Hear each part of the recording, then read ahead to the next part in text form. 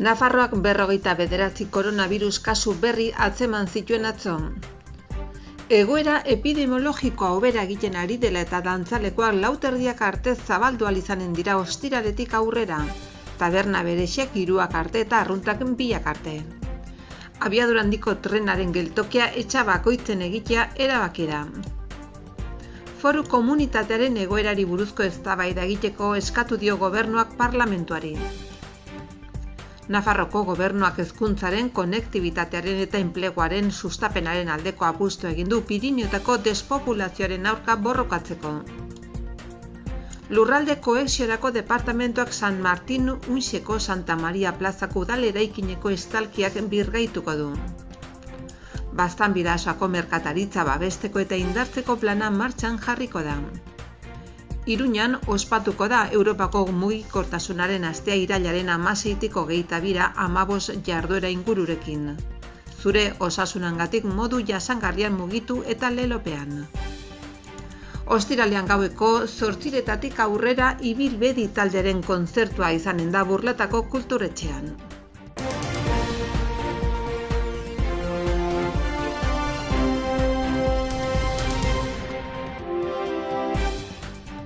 Nafarroko gobernuak eskainitako behin-behineko datuen arabera, 59 positibo berri erregistratu dira Nafarroan, azken ordutan bezperan 45 kutsatu izan ziren.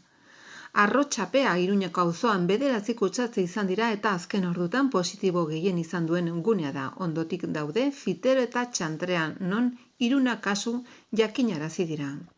Aipatu ere Nafarroko Osasun Publikoaren eta Lan Osasunaren Institutuak egindako azken txosten epidemiologikoak berriro azpimarratzen duela txertoak koronavirus ereduaren aurkako prebentzio tresna gisa duen eraginkortasuna. Hala nabarmentzekoa da txertoaren zuzeneko eraginagatik 12.300 infekzio sintomatiko, 2.700 ospitalaratze, 300 ospitalartze zainketa intensiboko unitatean eta 1.100 heriotza saihestu direla. Foru komunitateak froga diagnostikoak egiten lehenbiziko izaten jarraitzen du, 1.000 biztanleko 1.716 azken astean.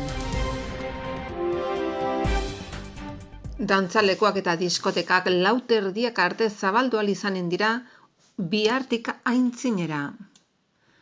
Bestetik baimen berezidun tabernek 3 arte itxi ahal izanen dute. Arrunte berriz 2 arte. Gazten etxabeak lokalak, bajerak zabaldu ahal izanen dituzte 14 hilabete itxita egon ondoren. Egoera epidemiologikoa hobera egiten ari da eta iragarri bezala Nafarroko gobernuan koronavirusaren aurkako neurri murriztatzaileak laxatzen ari da. Pasaden astean edukierak berraztertu zituzten aste honetan ordutegiak ostiraletik aurrera, Nafarroa garaian dantzalekoak, diskotekak goizaldeko 4:30 arte zabaldu ahal izanen dira. Beste berrikuntza garrantzitsu bat gazteak haien etxabetara, piperoetara, lokaletara itzuli ahal izanen dira. 2020ko uztailaren 18an itxi zituzten Nafarroko molde hontako 487 gazte lokalak. Duela ja 14 hilabete. Halaber, garraioan, edukiera 75% igoko dute, kalean 10 lagun baino gehiago elkartu ahal izanen dira. Neurriok biltzen dituen foru agindua gaur bidaliko da Nafarroko Justizia Auzitegi Nagusira onespena eman dizaion. Ostiralean sartuko da indarrean eta gutxienez, irailaren 30 arte iraunen du. Eren egun Maria Txibite lehendakariak iragarri zuen Espainiako gobernuak Europako Next Generation Fundsetako 145 milioi euro bideratuko zituela abiadura handiko trenara. Atzo beste aurrera pauso bat iritsi zen abiadurak handiko trenaren geltokia etxa bakoitzen egitea adostu dute Nafarroko gobernuak eta Espainiako garraio ministerioak. Abiadura handiko trenaren geltokia etxa bakoitzen egitearekin batera adostu dute eta proiektutik kanpo uztea 9.000 etxe bizitza egiteko udalez gaindiko plan sektoriala PESISA. Halere oraindik argitzeke dago nola lotuko dute Nafarroko abiadura handiko trenaren zatia Euskal Autonomia Erkidegoarekin eta Zaragozarekin. Nafarroko gobernuak akordioa onartu du parlamentuari foru komunitatearen egoerari buruzko eztabaida egin dadila eskatzeko azaroaren 4 eta 5. Eskaera Maria Txibite lehendakariaren idatzi baten bitartez gauzatu da. Bertan jasotzen denez adierazle ekonomiko eta sozialei esker optimismo zuhurrarekin begiratu dezakegu urte amaiera. Zentzu horretan lehendakariak adierazi du gizarte segurantzako afiliazioan errekorrak hautsi ditugu. Ertean dauden langileen kopurua jaitsi da, ekoizpen industriala sustatzen ari da. Baita lanbide heziketa duala ere eta desberdintasun tasa gutxien duen erkidegoa gara. Guzti horrek COVID osteko etapa modu positiboan ikusteko aukera ematen digu. Gutunea Txibite lehendakariak nabarmendu du, Nafarroko gobernuak legegintzaldiaren erdia pasa du. Koronavirusak eragindako garaia izan da, baina foru komunitatearen garapenean garrantzi handia duten gaietan aurrera eginda. Bai Nafarroko kanala moduko azpiegituretan, bai inbertsiotan, zerbitzu publikoen hobekuntzan, autogobernuaren bultzadan eta guzti hori, berrikuntza, digitalizazioa, koexioa eta jasangarritasuna ardaz dituen gizarte eta ekonomia eredu berria sustatzeko ikuspegitik. Lehendakariaren idatzian irakur daitekenez, Nafarroa suspertu plana daukagu eta Europako funtsak zeinak inbertsio historikoak diren eta ekainan onartutako enplegu plana. Gaude berreskuratze bidea gidatuko duen tresna erabilgarriak eta beharrezkoak. Bide hori elkarrizketa politikotik eta gizartearekin eraikitzen jarraitzen dugu eta bide emankorra dela frogatzen ari gara. Amaitzeko Txibitek zehaztu du trafikoaren eta bide segurtasunen transferentziarekin amaituko dugu urtea eta espetxe osasuna formalizatu ondoren, Nafarroak aurrera egiten du Nafarroko gobernuak herritarrekin, oparotasunarekin eta zerbitzu publikoen kalitatearekin duen konpromisoarekin. Maria Txibite Nafarroko lehendakaria Pirinioetako mahaiko ordezkariekin bildu da atzo goizean, foru erkidegoko eremu horretako despopulazioaren arazoa zeharka aztertzeko. Besteak beste, konektibitatea, enpleguaren sustapena, hezkuntza eta zerbitzu publikoak bultzatzen jarraitzearen garrantzia azpimarratu dute bi aldeek. Lurralde koheziorako departamentuak toki administrazioaren eta despopulazioaren zuzendaritza nagusiaren bidez San Martin Unxeko Santa Maria plazako udal eraikinaren estalkia aldatuko du. Jarduketak aukera emanen du egiturak dituen kalteak zuzentzeko eta eraikina erabilera publikora zaharberritzeko. Obra hauen aurrekontua 145.036 dira. Baztan Bertizarana, Malerreka eta Portziritako udalek eskualde mailako merkataritza erakartzeko eta antolatzeko plana egiteko helburuz hitzarmena sinatu zuten 2020ko urrian. Plan hau idazteko laguntza teknikoa kontratatu dute eta diagnostiko egiteko lanetan hasiko dira ondoko astetan. Honetarako, Nafarroko gobernuko finantziazioa 80%koa izanen dute. Halaxe jakinarazi dute irailaren 15 asteazkenean Donestebeko herriko etxean eskainitako prentsaurrekoan. Heldu gara aurkeztera hasten den proiektu bat, neurri batean edo, bide bat hartzen duena, baina lehendikan izan duena bide garrantzitsu bat, ez? Lortu doa 17, Baztan, Malerreka eta Bidasoa inguruko Bailarauen 17 udalerrik bat egitea amankomuneko reflexio batean, eta hori da tokiko merkataritzaren, tokiko merkataritzik txikizkako komertzio minorista deitzen honen gaineko eredu baten reflexio amankomun bat egitea. Udal garrantzitsuak, Arantza, Baztan, Behintzalabaien, Bera, Bertizarana, Dona Maria, Doneste, Erasun, Etxalar, Ezkurra, Igantzi, Ituren, Lesaka, Oitz, Saldias, Urrotz eta Zubietak. Maila desberdinetako udalerriak, gure maila honetan txikiak edo handiak ez garrantzian baizik eta biztanle kopuruan, baina pentsatzen dute erreflexio hori bat egin behar dela. Horren baitan, leirik erran bezala sinatu zen hitzarmen bat, kontratatzeko MEAP edo PAOK delako instrumentu bat. Zer da, merkataritza egituratu eta antolatzeko plan bat. Hori berez legez dagoen obligazio bat da, udal bakoitzak bere udal plangintzan barneratu behar duna, baina eskualde mailan ez da inoiz egin. Nafarroan ez da sekula egin, eta esperientzia berritzaile bat da, uste dugulako eta hortan udalak ados daude, badela amankomuneko arazo edo problematika bat. Ni hemen ordezkatzen nahi naiz denok bat federazioa, gure kasuan tokiko Lesaka, Bera, Baztan, Malerreka, Donestebe, Leitza, Tafalla eta Larrotxako merkatari elkartzeak batzen dituen federazioa, eta joan ginen udaletera gure reflexioa bideratzerat eta gure problematika eta kezka nagusiak gehien bat azken urteotako merkataritzak izan duen hildoekin. Arazo handiak izan du dire, batez ere herrigunetatik kanpo eratu diren merkatal erabilera eta establezimendu eta implantazio horiekin, eta gure kezka da betire, tokiko merkataritza hori indartu, babestu eta berritzen joan, profesionalitzen joan, eta guzti hortan udalekin eskutik joatea, ez?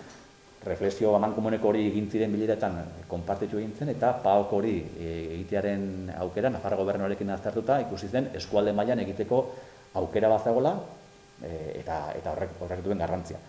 Eta horren baitan, hitzarmenaz gain egin zen lizitazio bat, kontratazio lizitazio bat, ikastaldek izan zuen eskaintzarik onena eta gero aztertuko aurkeztuko dute, baina zituen orokorrean lau helburu nagusi. Batetikan izan merkataritza erabileraren ordenazio bat, hortarako irizpide batzuk ezartzea. Printzipio eratzaile batzuk, printzipio rektores direlakoak, lege foral dugun merkataritza foru legearen printzipioetan oinarrituz, eta horiek denak gero udalek beraien plangintza edo hirigintza planetan barneratzeko. Orduan, holako aterki bat sortzeko helburua.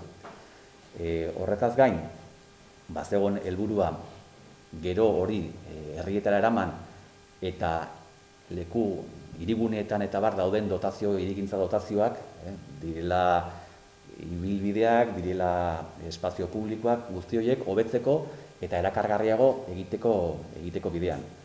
Hirugarren elementu nagusia da, tokiko merkataritza txiki horren eredua babestu, baina batez ere impulsatzea, indartzea. Eta guzti hortan, eredu hortan, garrantzitsua ikusten da, erabilerak arautzeko momentuan, merkataritza gure bizitzaren parte den hori babestea eta indartzea. Azkenean, merkataritza txikiak, tokiko merkataritzak, gure eguneroko bizitzan eta garapen sozioekonomiko hontan eta izaeran bertan duen garrantzi hori azpimarratu, bultzatu eta babestea. Eta azkenik ere bai, azkeneko elementua izango zen, erakarpen proposamenak egitea. Ditugu herri desberdinak, Doneste bezalako kasuan merkataritza indartsu batekin, baina baditugu beste herri txiki batzuk ere sartzen direnaren montan. Orduan, guzti horientako planteatu nahi da, bere eskalan bakoitzak, erakarpen proposamenak egitea. Orduan, ikertalderi eskatzen genion, 4 hildo nagusi horien baitan, hor udaletxeak egin duten enkargo hortan, eta Donesteko dela buru, eta hemen apoioan denok batekin lankidetza hortan ikusteko badagola sektorearen eta udolen arteko lankidetzan ikuste egitza garrantzitsua den elementu ere bai, eta betire federalaren laguntzarekin ere bai. Eta ikusteko politika eta dagoelako langintzan sartzen direla, kostatzen da, lana egitea hori, eta denbora behar du eta konfiantza, baina uste dugu atetzen aldela emaitza gizpolita, dugu ikertalde bezalako talde potente bat, Nafarroan dauden 2 PAOKak eurek eginak dira, orduan jende profesionala, eta esperantza handia dugu eredu hau indartzea, definitzea, indartzea, eta zergatik ez, eskalabla izatzea eta bertzeremuetara, ez bakarrik merkataritza, maizik eta baiara guzti bezala, hastea reflexionatzen amankomunean ditugun arazo batzukin edo problematekin edo aintzina. Zure osasunagatik modu jasangarrian mugitu lelopean Europako mugikortasunaren astea ginen da gaurtik irailaren 22 bitarte. Iruñak hainbat jarduera prestatu du denak debaldezkoak eta gehienak aire zabalean. Bizi eskolako ikastaroak, ingurumeneko ibilaldiak oinez, bizikleta ibilaldiak parke eta lorategietan barna, ibilgailu elektrikoen erakusketa, kale animazioa Gazteluko plazan, eta 1000 ikasle inguruko parte hartuko duten aurrendako bizikleta martxa bat besteak beste. Kondestable eta Iturramako Zibiboxetan 2 jardunaldi eginen dira, ostegunean eta ostiralean mugikortasun aktiboari eta haur osasunari buruz, eta mugikortasun elektrikoari buruz, urren ez urren. Lehenengoan, 12 ordu biterditara mugikortasun aktiboko praktika onak aurkeztuko dira eta Iruñan eskolarako bidea osasungarri eta seguruak dituzten ikastetxeen sare baten sorrera abiatuko da. Ostiralean Iturraman 12 ordubitara garraioaren, elektrifikazioaren eta 2050erako Iruñan karbono neutraltasuna lortzeko helburuaren arteko loturari buruz hausnartuko da. Gaur arratsaldean ingurumen ibilaldiak ere hasiko dira oraingoan Oinez, Arrotxapeako, Arantzadiko eta Txandreako hiri baratzetara. Bisita 5:30 7:30 eginen da eta Mendialdea, Baratzapea eta Krispilak elkarteek gidatuko dute, zenbait baratze kudeatzen baitituzte. Topalekoa barkazio gurutzeko kalea izanen da Arrotxapeako Kirol elkarteko ate nagusiaren ondoan. Gazteriaren etxeak ere bat eginen du Europako mugikortasunaren astearekin ostiralean 7 lantegi bat eginez. Bizikleta bat, bizikleta elektrikoa bihurtzen ikasteko lantegia, elementu basikoak dituen kit bati esker. Aperna elkartearen eskutik.